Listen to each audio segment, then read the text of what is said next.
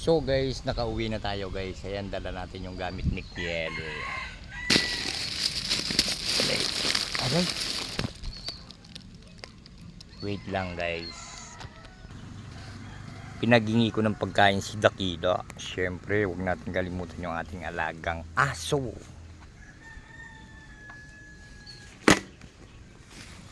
Dakila. Ayan guys. Pakakainin na natin yung gamit ni Kiel, oh. Pagkain niya.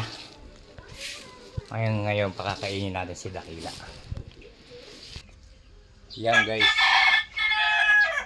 Kakainin na natin si Dakila. Dakila!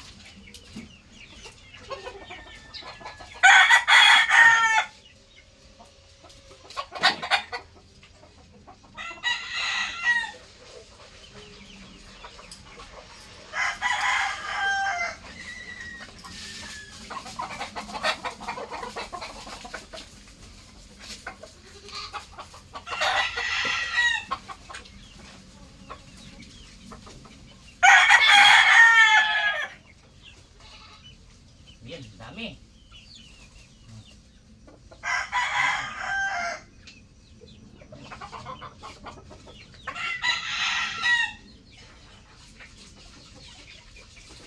Alam mo na yan. Ayan guys, si Dakila napaka-arte. So ngayon guys, nandito na tayo sa bahay. Papahinga tayo. Maya maya pupunta tayo kay Insan. So guys, maraming salamat sa inyo guys.